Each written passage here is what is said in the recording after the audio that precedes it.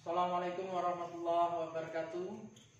Alhamdulillahirabbil alamin wa bihi nasta'inu ala umuri dunya waddin wassalatu wassalam ala man la nabiyya ba'da sayyidina Muhammadin wa ala alihi wa sahbihi wa barik wasallam. Qala Allah ta'ala fil Qur'an, a'udzu billahi minasyaitonir rajim. Bismillahirrahmanirrahim. Ya ayyuhalladzina amanu la tuqaddimu baina yadayillahi wa rasulihi wattaqullaha innallaha sami'un alim. Wa qala aidan ya ayyuhalladzina amanu la ta'kulu amwalakum bainakum bil batili illa an takuna tijarah an taradun minkum. Shadaqallahul adzim. Rekan-rekan mahasiswa-mahasiswi Universitas Islam Negeri Raden Mas Said Surakarta yang saya banggakan, puji syukur sepantasnya kita panjatkan kehadiran Allah Subhanahu wa Ta'ala, karena kita masih diberikan banyak sekali kenikmatan, termasuk nikmat sehat, nikmat keselamatan, dan nikmat kesempatan, sehingga hari ini kita bisa mengikuti perkuliahan pada pertemuan yang ke-10 ini. Salawat dan salam tak lupa kita haturkan kepada junjungan kita baginda Nabi Muhammad Rasulullah Sallallahu Alaihi Wasallam, kepada keluarga dan para sahabatnya, kepada para pengikutnya yang senantiasa mengikuti sunnah-sunnahnya, dan semoga termasuk kita yang selalu istiqomah melaksanakannya, dengan harapan dan doa semoga selalu mendapatkan syafaatnya di dunia sampai besok fi yaumil qiyamah. Amin amin Allahumma amin. Rekan-rekan sekalian, pada pertemuan hari ini kita akan membahas tentang penilaian faktor aspek hukum atau legal aspek pada bank syariah. Nah, pada pertemuan ini akan terbagi dalam beberapa subbab. Bisa kita lihat pada slide berikutnya. Subbab yang pertama akan diawali dengan pengantar dan dilanjutkan dengan pengertian tentang resiko hukum. Selanjutnya akan dijelaskan atau akan dibahas tentang identifikasi dan pengukuran-pengukuran yang perlu dilakukan dalam resiko hukum. Setelah itu kita akan diajak untuk lebih memahami tentang bermacam-macam jenis akta yang digunakan dalam pengikatan perjanjian, termasuk proses pembuatannya. Setelah itu akan dilanjutkan dengan subbab mengenai sebab dan akibat apa saja dalam risiko hukum pada bank syariah. Dan yang terakhir tentu yang paling penting adalah bagaimana melakukan pengendalian risiko hukum pada bank syariah. Baik rekan-rekan, kita langsung saja pada pengantar. Sebagai pengantar bahwa perlu diketahui hubungan antara bank syariah dengan nasabah debitur atau disebut juga dengan nasabah peminjam atau nasabah yang mendapatkan fasilitas pembiayaan dari bank syariah. Dalam hubungannya, dalam perjalanannya, kemungkinan bisa mendapatkan atau menemui satu permasalahan di belakang hari. Tentu akibatnya karena lemahnya aspek hukum pada bank syariah. Nah, rekan-rekan, yang paling penting dalam mempelajari aspek tentang risiko hukum itu pada bank syariah yang dibutuhkan adalah bagaimana bisa mengenali, memeriksa, dan mengidentifikasi keabsahan. Jadi harus menjamin keabsahan dan kesempurnaan dalam hal pengikatan, termasuk juga kelengkapan-kelengkapan akte pendirian perusahaan milik nasabah, kalau nasabah debitur itu dalam kelompok lembaga atau perusahaan. Begitu juga manajemen, pengurus, pengelola pada perusahaan tersebut. Dan yang paling penting juga agunan serta pengikatan agunan itu sebagai jaminan pada bank syariah. Nah, begitu sangat penting masalah ini. Tentu kita nanti bisa mempelajari beberapa hal, termasuk bagaimana mengidentifikasi dengan pendekatan kualitatif dan kuantitatif, sehingga aspek resiko hukum itu bisa menjadi salah satu pendorong agar bank bisa terus maju, agar bank bisa melaksanakan kegiatan operasionalnya dengan memenuhi prinsip prudensial banking atau prinsip kehati-hatian dalam pengelolaannya. Baik rekan-rekan, kita langsung saja. Beberapa kesalahan yang biasanya terjadi baik itu pada bank konvensional maupun pada bank syariah. Yang pertama kali adalah kesalahan dari bank dalam menilai nasabah. Kadangkala bank terlalu percaya kepada nasabah. Ada beberapa kemungkinan gitu. Pada umumnya kalau nasabah sudah pernah mendapatkan fasilitas pembiayaan dari bank syariah, kemudian sampai dengan lunas, mengajukan fasilitas pembiayaan yang kedua sampai dengan lunas, mengajukan lagi sampai dengan lunas, mengajukan lagi. Jadi karena dianggap sudah memiliki track record historis yang baik, sehingga kadangkala dari pihak bank, baik itu staf di bagian pembiayaan, kadangkala menganggap nasabah debitur itu sudah bisa dipercaya. Jadi integritas dari nasabah debitur, kejujuran, itikat baik dan sebagainya dianggap sudah layak mumpuni untuk mendapatkan fasilitas pembiayaan. Sehingga beberapa prosedur, sistem dan prosedur yang harus dilaksanakan, SOP yang harus dijalankan dalam manajemen pembiayaan kadangkala ada yang terabaikan, sehingga di belakang hari bisa berpotensi menimbulkan kerugian pada bank syariah. Nah, ini merupakan salah satu faktor kesalahan yang timbul sebagai akibat dari terlalu percaya kepada nasabah debitur. Termasuk juga nasabah selain perusahaan, nasabah individu, nasabah dari pihak terkait maupun nasabah pihak tidak terkait. Nah, yang kedua, kesalahan yang juga bisa terjadi adalah karena kurang teliti dalam mengecek atau memeriksa, menganalisis dokumen-dokumen yang diperlukan dalam mendapatkan fasilitas pembiayaan. Nah, kurang teliti, kemudian kurang lengkap, kemudian juga tidak melakukan review, cek ulang terhadap berkas dokumen, sehingga kekurang lengkapan itu pada akhirnya di belakang hari menjadi salah satu bukti yang melemahkan secara hukum pada bank syariah.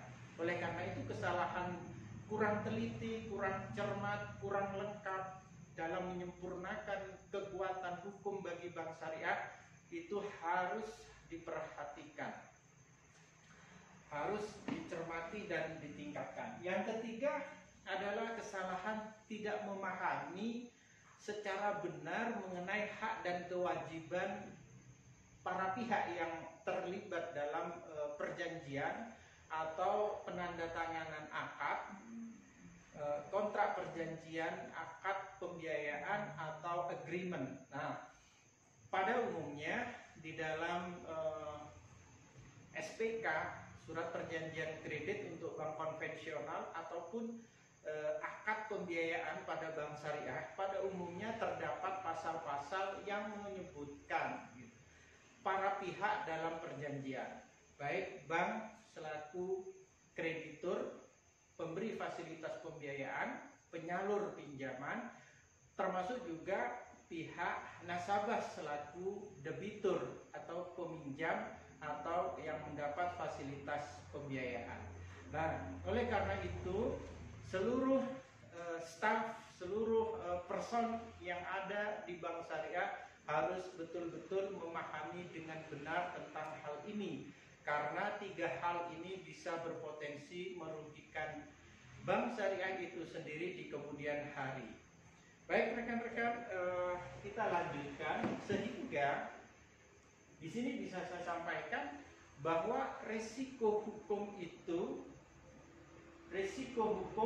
bisa muncul karena adanya pelanggaran peraturan, karena aspek-aspek legal yang berkaitan dengan kegiatan penyaluran pembiayaan itu tidak sempurna, tidak sesuai prosedur. Ada kebijakan, ada aturan, ada SOP, standar operating prosedur yang terabaikan, sehingga bisa melemahkan posisi bank syariah di kemudian hari.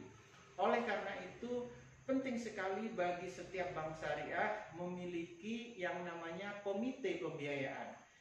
Mengapa? Karena komite pembiayaan salah satu fungsi dan tugasnya adalah bagaimana melakukan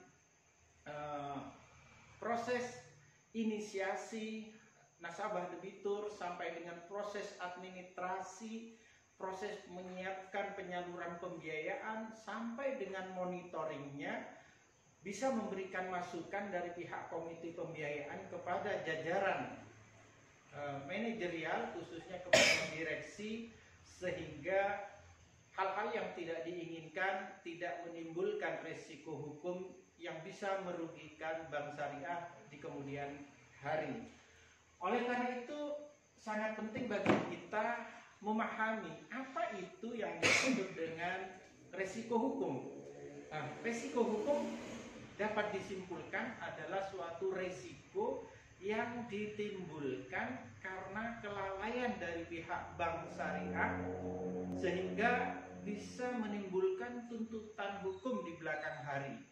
Nah, repotnya apabila dari pihak bank sendiri yang memiliki kelemahan secara hukum, tentu dampak negatif bisa merugikan bank, bisa mengurangi penurunan jumlah modal, termasuk juga akan menggerus modal dalam jangka pendek maupun jangka panjang, sehingga bisa menimbulkan besarnya penyisihan biaya PPAP, penyisihan penghapusan aktiva produktif akibat penurunan dari kemampuan melakukan angsuran kepada nasabah, kepada bank syariah dari nasabah debitur.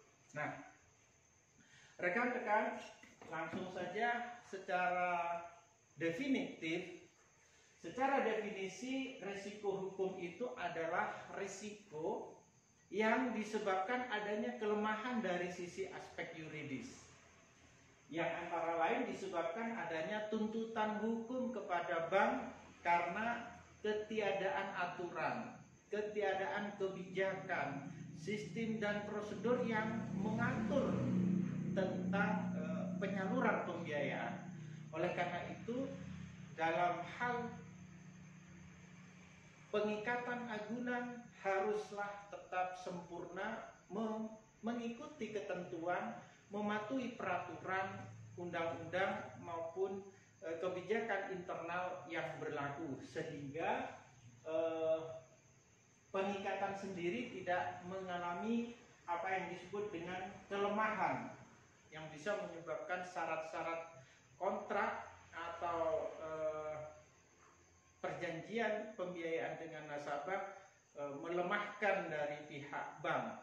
Oleh karena itu, hal-hal itu bisa diantisipasi sehingga pengikatan bisa dilakukan dengan sempurna, dan apabila terjadi hal yang tidak diinginkan, semua pihak yang terlibat, para pihak, baik pihak bank maupun pihak nasabah debitur, bisa menyelesaikan dengan itikat baik sampai dengan sempurnanya penyaluran pembiayaan sampai pelunasan oleh nasabah debitur kepada bank syariah. Sehingga dari definisi ini bisa kita simpulkan, ada istilah di situ tuntutan hukum. Kesimpulannya adalah sebagai berikut.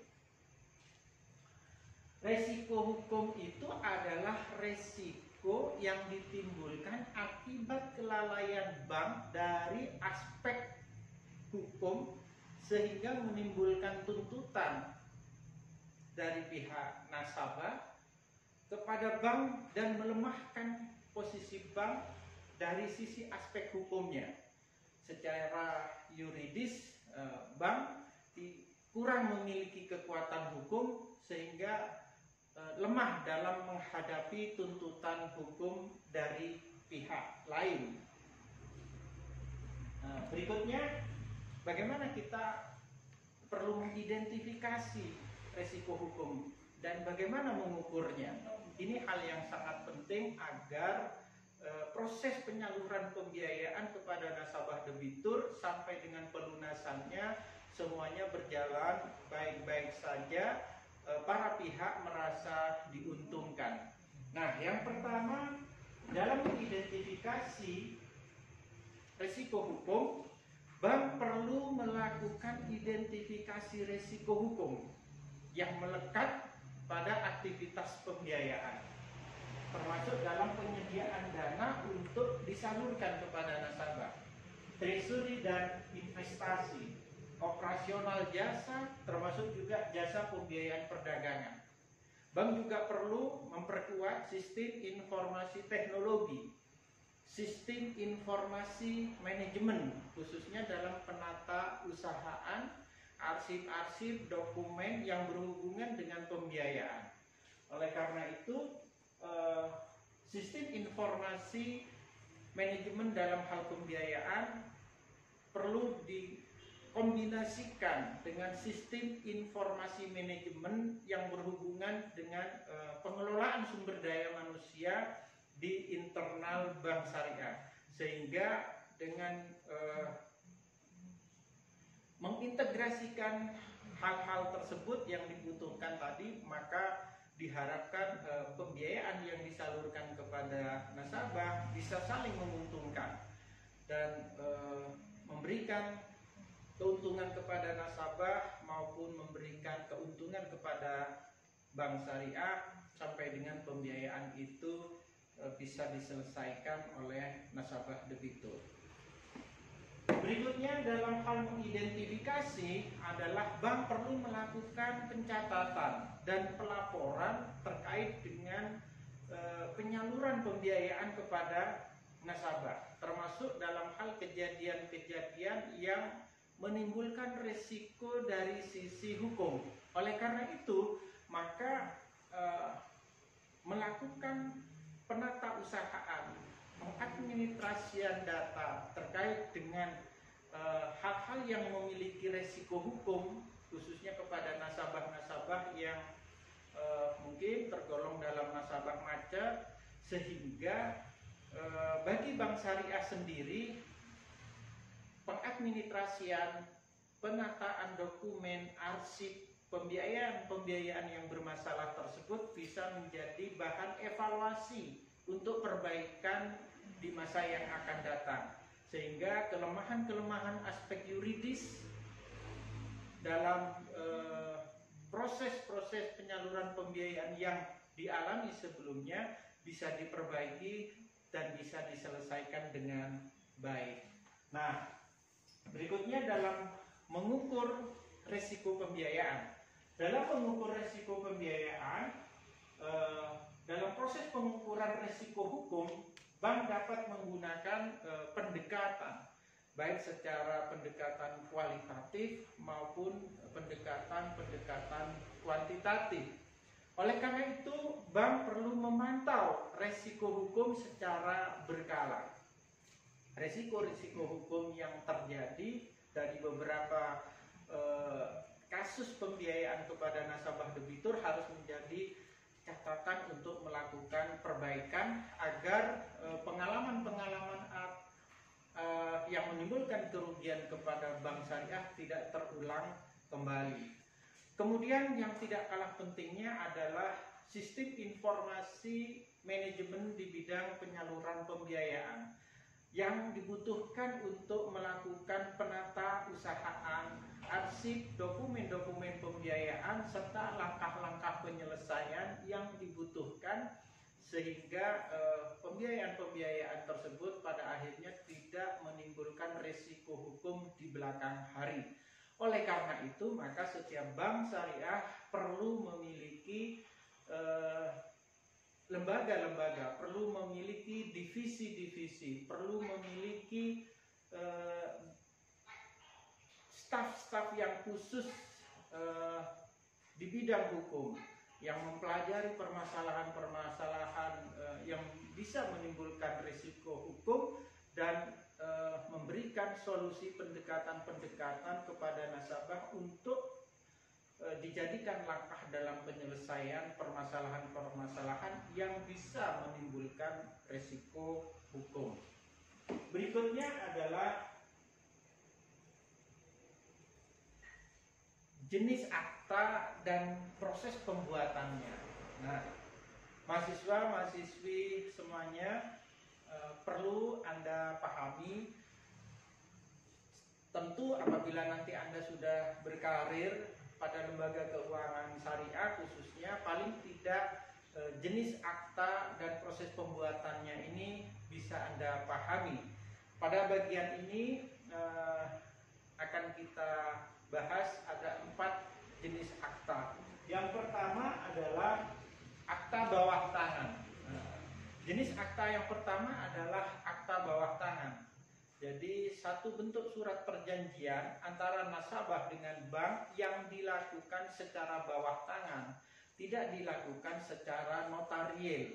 Artinya akta bawah tangan ini dibuat dan ditandatangani tidak dilakukan di hadapan notaris, sehingga hal ini bertendensi bisa menimbulkan kelemahan dari aspek yuridis pada bank syariah.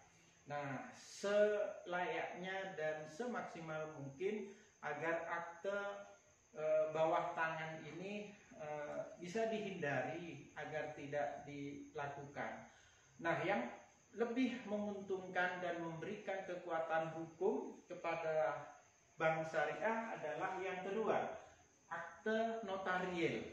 Akte notarial atau akte otentik ini adalah akte yang dibuat dan ditandatangani di hadapan notaris. Nah, ini yang paling penting karena apabila ada resiko hukum sampai penyelesaiannya kepada pihak pengadilan, tentu akte notarial ini menjadi salah satu bukti kekuatan hukum bagi bank syariah.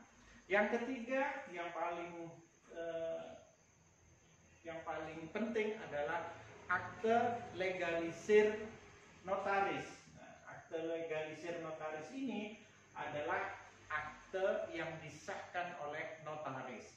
Oleh karena itu, tidak hanya dalam hal agunan atau penyerahan jaminan kepada bank syariah yang harus secara notarial, tetapi juga bentuk surat perjanjian atau akad atau agreement, surat perjanjian kredit kalau di bank konvensional, kalau di bank syariah namanya akad pembiayaan. Seharusnya, selayaknya agar bisa dinotarialkan juga, sehingga di belakang hari akan memberikan dampak yang menguatkan posisi secara hukum bagi bank syariah. Yang keempat adalah war making. War making ini adalah akta yang dibuat dan ditandatangani oleh para pihak untuk kemudian selanjutnya didaftarkan kepada notaris. Jadi war making ini ditandatangani pihak bank dengan pihak nasabah debitur dan selanjutnya disampaikan kepada notaris untuk ditandatangani atau disahkan. Nah, ini merupakan macam-macam jenis akta yang ada di lingkup bank syariah. Berikutnya adalah sebab dan akibat risiko hukum. Tentu apabila ada kelemahan-kelemahan akan membawa dampak atau akibat yang merugikan secara hukum bagi bank syariah. Apa saja sebab-sebab resiko hukum itu? Nah, penyebab resiko hukum yang pertama adalah peraturan perundang-undangan atau kebijakan internal dalam hal pembiayaan pada bank syariah itu tidak tersedia, tidak lengkap, sehingga berpotensi menimbulkan kerugian bagi bank syariah. Oleh karena itu, maka secara internal bank syariah harus membentengi, harus menjaga potensi-potensi kerugian itu agar tidak terjadi dengan cara membuat kebijakan-kebijakan tertulis yang memberikan kekuatan hukum bagi bank syariah. Yang kedua adalah kelalaian bank dalam melakukan pengikatan, sehingga pengikatan itu kurang memenuhi syarat keabsahan dan kesempurnaan di dalam kontrak atau di dalam akad pembiayaan, sehingga kelalaian-kelalaian hal tersebut bisa berdampak melemahkan posisi bank apabila terdapat tuntutan hukum dari pihak nasabah debitur. Nah, kadangkala baik dari pihak bank maupun dengan pihak nasabah debitur sudah melakukan penandatanganan akad atau kontrak pembiayaan. Namun dalam prosesnya ternyata belum sempurna disahkan oleh pihak notaris. Mungkin karena kelalaian dari pihak bank sendiri, atau mungkin ada kelalaian dari pihak staf dari notaris, sehingga proses pengikatan baik secara SKMHT, surat kuasa menjual hak tanggungan, ataupun APHT, akte pembebanan hak tanggungan yang kurang sempurna bisa menyebabkan kelemahan hukum bagi bank syariah. Oleh karena itu, sebaiknya semaksimal mungkin kelalaian dalam hal ini bisa dihindari. Yang ketiga adalah pengikatan agunan pembiayaan yang tidak sempurna. Nah, pengikatan agunan pembiayaan yang tidak sempurna tadi bisa berpotensi sangat besar melemahkan bank syariah. Nah, oleh karena itu tidak hanya agunan saja, di awal saya sudah sampaikan, tidak hanya agunan atau jaminan yang diikat dengan sah oleh pihak notaris, tetapi juga akad perjanjian pembiayaan atau akad atau kontraknya juga harus dinotarialkan sehingga memiliki kekuatan hukum. Nah, 3 hal penyebab risiko hukum diantaranya sudah saya sampaikan. Berikutnya adalah apa akibat risiko hukum. Apabila sebab-sebab tadi itu terjadi, maka yang pertama berakibat bank tidak dapat melakukan eksekusi agunan. Bank tidak bisa mengambil alih, menguasai agunan, walaupun pembiayaan itu di-cover dengan jaminan. Namun karena tidak dilakukan pengikatan secara sempurna, maka pemilik agunan bisa menolak upaya untuk pengambil alihan oleh bank. Nasabah debitur bisa menolak karena secara hukum bank dalam posisi yang lemah. Oleh karena itu maka kejadian semacam itu bisa merugikan bank syariah itu sendiri. Yang kedua, akibat dari kelalaian bank di bidang hukum adalah bank akan kesulitan menagih nasabah karena nasabah merasa optimis menang apabila permasalahan tersebut sampai berlanjut ke meja hijau atau ke pengadilan. Jadi bank akan kesulitan menagih kewajiban kepada nasabah sampai dengan lunas, sehingga berpotensi merugikan bank itu sendiri. Berikutnya adalah akibat kelalaian bank, nasabah bisa menuntut kepada bank dan jumlahnya bisa sangat material, jumlahnya sangat besar. Misalnya bank menawarkan produk simpanan dengan iming-iming janji hadiah, misalnya apabila menabung 100.000 akan mendapat kesempatan diundi misalnya. Nah, ini dalam bank syariah tidak boleh ada undian. Misalnya apabila menabung 100.000 berpeluang untuk mendapatkan hadiah rumah, mobil, kemudian juga di cover asuransi jiwa misalnya. Namun prakteknya setelah nasabah misalnya tergiur dengan produk yang ditawarkan, dalam kenyataannya ternyata tidak terrealisir, maka nasabah bisa menuntut bank karena nasabah merasa tertipu, merasa tidak transparan mendapatkan informasi yang benar, dan itu bisa menuntut pihak bank. Apabila hal itu terjadi, maka secara hukum bank syariah dalam posisi yang lemah. Oleh karena itu penting bagi bank syariah menjelaskan detail tentang karakteristik produk yang ditawarkan kepada nasabah agar sesuai dengan apa yang akan ditawarkan. Jadi tidak boleh merugikan pihak nasabah. Berikutnya yang paling penting adalah pengendalian risiko. Tadi saya sampaikan subbab yang terakhir adalah bagaimana mengendalikan risiko. Kita lihat slide berikutnya. Nah, bank syariah harus memiliki satuan kerja di bidang legal. Jadi bank syariah harus mempunyai staf khusus yang punya tugas tanggung jawab berhubungan dengan aspek hukum antara pihak bank dengan pihak nasabah begitu.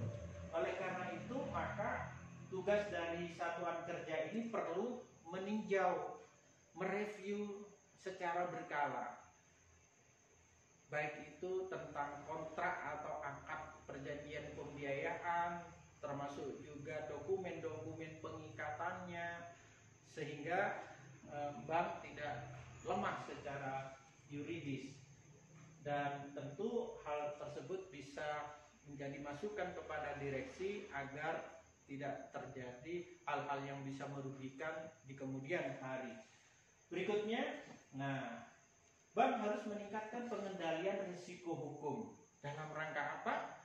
Dalam rangka memastikan kesesuaian operasional, organisasi, dan pengendalian intern oleh auditor internal dengan ketentuan yang berlaku, dengan kode etik yang diterapkan sehingga semuanya bisa sesuai dengan yang diharapkan.